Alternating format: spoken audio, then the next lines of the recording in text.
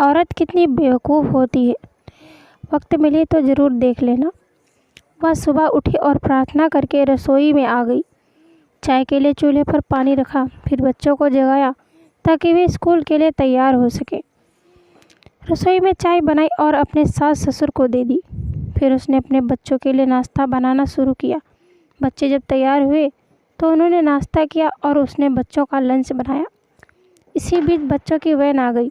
बच्चों को स्कूल भेजकर टेबल से बर्तन समेटे। इसी बीच पति ऑफिस के लिए तैयार होने गए तो उनकी ज़रूरी चीज़ें निकाल कर दे दी। जल्दी से किचन में आई और पति के लिए नाश्ता बनाने लगी। एक पराठा और अंडा बना ही था कि नन्ही नन रसोई में आई। यह कहकर नाश्ता ले गई कि मुझे कॉलेज जाने में देर हो रही है। उसी समय देवर भी यूनिवर्सिटी जाने को तैयार हो गया। जल्दी से पति और देवर के लिए नाश्ता बनाया और मेज़ पर रख दिया। 9 बजे पति ऑफिस गया तो उसने आकर टेबल से बर्तन उठाकर सास और ससुर के लिए नाश्ता बनाया।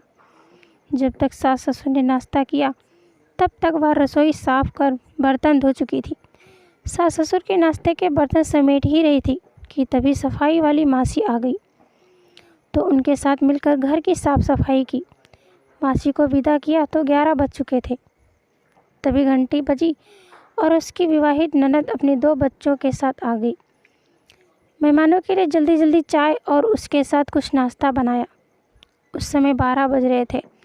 वह जल्दी से रसोई में खाना बनाने गई तो सास की आवाज़ आई, आज अपनी ननद के लिए कुछ अच्छा बनाना। उसने ननद के लिए स्वादिष्ट खाना बनाया और जल्दी जल्दी रोटी बनाने लगी क्योंकि 1 बजे थे और उसके बच्चे आने वाले थे। बच्चे जब स्कूल से आए तो उन्होंने मुंह हाथ धोए, कपड़े बदले, उसने उन्हें खाना खिलाया। तभी कॉलेज से छोटी ननद भी आ गई और देवर भी वापस आ गया। उसने सबके लिए जल्दी जल्दी रोटी बनाई और सबको परोस कर खिलाया। जब सब खाकर उठे तो 3 बज चुके थे और उसे अचानक भूख लगी। उसने मेज़ पर हॉट पॉट में देखा, एक भी रोटी नहीं बची थी। वह सब बर्तन समेट कर रसोई में जा ही रही थी। उतने में उसका पति घर में दाखिल हुआ। उसे देखकर पति ने कहा, मुझे बहुत भूख लगी है, जल्दी से खाना निकालो। वह झट से रसोई में गई और अपने पति के लिए रोटियां और कुछ सब्जी बनाने लगी। जब उसने अपने पति के लिए खाना बनाया तब 4 बज चुके थे। उसके पति ने उससे कहा, आओ तुम भी खा लो।